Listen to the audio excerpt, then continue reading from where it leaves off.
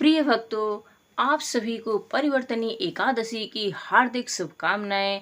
प्रिय भक्तों, आज हम लोग परिवर्तनी एकादशी की एक ऐसी कथा सुनेंगे जिसे सुनने मात्र से आपके जीवन में सुख संपत्ति और धन की वर्षा होगी। तो चलिए कथा को प्रारंभ करते हैं।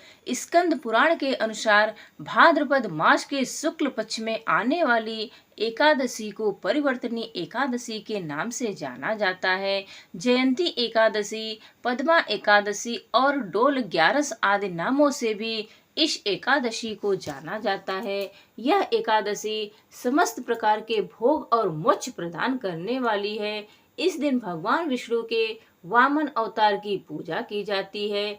इस एकादशी को भारत के कई क्षेत्रों में पार्श्व एकादशी के रूप में भी मनाया जाता है। परिवर्तनी एकादशी के दिन श्री हरि शयन करते हुए करवट लेते हैं, इसलिए इस एकादशी को परिवर्तनी एकादशी कहते हैं। इस दिन भगवान विष्णु के वामन अवतार की पूजा करने से वाजपेयी यज्ञ के समान फल मिलता है। समस्त बाधाओं और पापों से मुक्ति मिलती है और यह व्रत देवी लक्ष्मी जी को प्रसन्न करने के लिए सर्वोत्तम व्रत है। इसलिए इस दिन भगवान श्री लक्ष्मी नारायण के साथ साथ लक्ष्मी माता की भी पूजा करनी चाहिए। श्री स्कंद पुराण में कहा गया है कि जो मनुष्य इस एकादशी व्रत को करता है वह देवलोक में जाकर चंद्रमा के समान सुशोभित होता है और अश्वमेध यज्ञ के समान फल प्राप्त करता है। अब आइए सुनते हैं परिवर्तनी एकादशी व्रत कथा।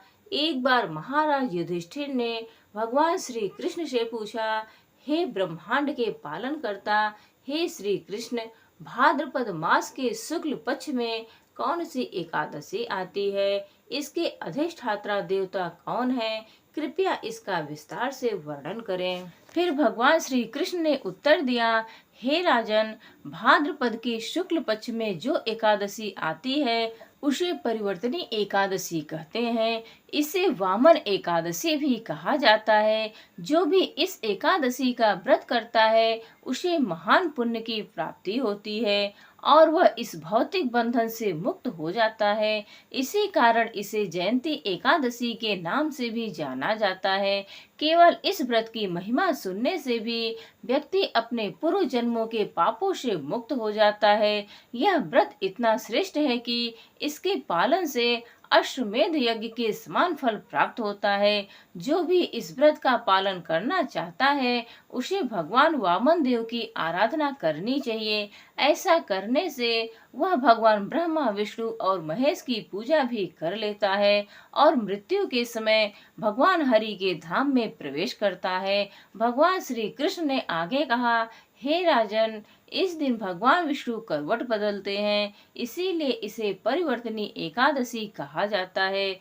अब मैं आपको इस व्रत से संबंधित एक पौराणिक कथा सुनाता हूँ, जिसे ध्यान पूर्वक सुनिए। त्रेता युग में बलि नाम का एक दैत्य राजा था, जिसका जन्म असुर कुल में हुआ था, लेकिन वह भगवान का परम भक्त था। वह ब्राह्मणों और गायों का सम्मान करता था और भगवान की स्तुति करते हुए अनेक यज्ञ किया करता था। अपने पुण्य कर्मों से अर्जित शक्ति के माध्यम से एक बार उसने देवराज इंद्र को युद्ध में पराजित कर स्वर्ग लोक पर अपना आधिपत्य स्थापित कर लिया।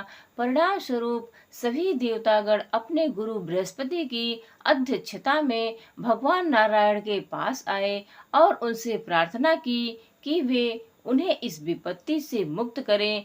तब देवताओं की प्रार्थना से प्रसन्न होकर भगवान श्री हरि ने वामन रूप में प्रकट होने का निर्णय लिया। इस प्रकार भगवान श्री हरि बौने ब्राह्मण यानी कि वामन स्वरूप में माता अदिति और कश्यप ऋषि के पुत्र रूप में प्रकट हुए और बलि महाराज जहाँ अश्वमेध यज्ञ कर रहे थे उस स्थान पर पहुँच गए। वहां जाकर वामन देव ने बलि महाराज से ब्राह्मण के रूप में भिक्षा की याचना की। वामन देव की प्रार्थना पर बिना विचार किए बलि महाराज ने वामन देव को भिक्षा देने का संकल्प ले लिया, जिससे सभी आश्चर्य के बीच भगवान वामन देव ने बलि महाराज से 3 पग भूमि दान मांग ली। फिर जब वामन देव भूमि नापने लगे तो उस समय उनका शरीर विशालकाय होने लगा। एक पग से उन्होंने स्वर्गलोक, सभी ग्रह नक्षत्र और ब्रह्मांड को नाप लिया, और दूसरे पग से उन्होंने पृथ्वी लोक को आच्छादित कर दिया। यह देखकर वहां उपस्थित सभी लोग आश्चर्यचकित रह गए। देवता, गंधर्व, यक्ष, किन्नर भगवान की स्तुति करने लगे। तब भगवान वामन देव ने बलि महाराज से पूछा, हे राजन, मैंने अपने दोनों पग से स्वर्ग और समस्त ब्रह्मांड नाप लिए हैं। अब मैं अपने तीसरे पग की भूमि का दान कैसे प्राप्त करूं? तब भगवान की बात सुनकर बलि महाराज ने अत्यंत विनम्रता पूर्वक अपना सिर आगे किया और भगवान से प्रार्थना की कि वे अपना तीसरा पग उनके मस्तक पर रखें। भगवान वामन देव ने इस प्रकार बलि महाराज के मस्तक पर अपना पैर रखकर उन्हें पाताल लोक भेज दिया। बलि महाराज की विनम्रता और शरणागति देखकर वामन देव ने उन्हें वरदान दिया कि वे सदैव बलि महाराज के भवन में निवास करेंगे। इसके पश्चात बलि महाराज ने परिवर्तनी एकादशी के दिन अपने महल में वामन देव के विग्रह की स्थापना करवाई, और अगले दिन द्वादशी को भगवान वामन देव का आविर्भाव दिवस मनाया गया। इसीलिए इसे वामन एकादशी के नाम से भी जाना जाता है। इस एकादशी के महात्म्य के विषय में बताते हुए भगवान श्री कृष्ण आगे कहते हैं, हे राजन, कार्तिक मास के शुक्ल पक्ष में आने वाली हरि बोधनी एकादशी तक मैं क्षीर सागर में योग निद्रा में शयन करता हूँ। इस 4 मास के दौरान अर्जित पुण्य फल अत्यधिक शक्तिशाली होते हैं। इसीलिए भाद्रपद मास में आने वाली इस एकादशी का पालन भी उतना ही महत्वपूर्ण है और उसे सावधानी पूर्वक करनी चाहिए। जो व्यक्ति मेरे द्वारा वर्णित इस पवित्र एकादशी का पालन करता है, वह इस संसार में समस्त भौतिक सुखों को प्राप्त करता है और जीवन के अंत में भगवत धाम को प्राप्त करता है। प्रिय भक्तों, आज हम लोग भगवान श्री कृष्ण की एक बहुत ही सुंदर कथा सुनेंगे, जिसे सुनकर आप भी बिना मुस्कुराए नहीं रह सकते, और हम चाहते हैं कि आपका दिन बहुत ही शुभ और मंगलमय हो, आप सदा मुस्कुराते रहें। तो चलिए अब आपको सुनाते हैं कान्हा जी की कथा। कान्हा जी और उनके भक्तों के प्रति निश्चल प्रेम का एक अटूट बंधन होता है। कान्हा के भक्त जब भी उन्हें सच्चे मन से पुकारते हैं, वह किसी न किसी रूप में अपने भक्त से मिलने के लिए पहुंच ही जाते हैं। ऐसे ही एक बार किसी गांव में एक पंडित जी रहा करते थे। वह रोज रोज घर घर जाकर भागवत गीता का पाठ किया करते थे, क्योंकि कान्हा जी को ऐसे लोग बहुत ही प्रिय हैं जो सदा भागवत गीता का पाठ करते हैं या सुनते हैं, और कान्हा जी की विशेष कृपा भी ऐसे भक्तों पर सदा बनी रहती है। अब एक दिन उस पंडित जी को जब वे जा रहे थे, रास्ते में कुछ चोरों ने पकड़ लिया और डांटते हुए पूछने लगे कि तेरे पास जो कुछ भी है हमें दे दे। पंडित जी हाथ जोड़कर बोले, बेटा, मेरे पास तो कुछ भी नहीं है, बस यही एक भागवत गीता की पुस्तक है।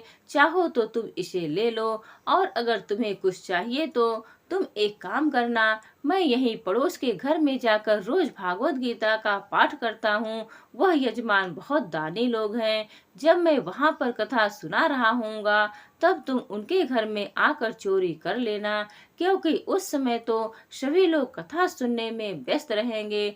तब तुम्हें चोरी करने में आसानी रहेगी। चोर पंडित की यह बात मान गया और पंडित जी को छोड़ दिया। अगले दिन जब पंडित जी उसी पड़ोस के घर में कथा सुना रहे थे, तब पंडित जी के कहे अनुसार वह चोर भी वहां आ गया। पंडित जी ने उस चोर को देख लिया था और वे अपनी कथा के बीच में उस चोर को सुनाते हुए कहने लगे कि यहाँ से मीलों दूर एक गांव है वृंदावन, वहीं पर एक लड़का रहता है जिसका नाम है कान्हा। वह अक्सर वहां आया करता है। वह हीरो जवाहरातों से लदा रहता है। अगर कोई लूटना चाहता है तो उसको लूट ले। वह रोज रात को उस पीपल के पेड़ के नीचे आता है, जिसके आसपास बहुत सारी झाड़ियां हैं। चोर ने उस पंडित जी की बात सुनी तो बड़ा खुश हुआ और खुशी खुशी अधिक धन पाने की इच्छा से वहां से चला गया।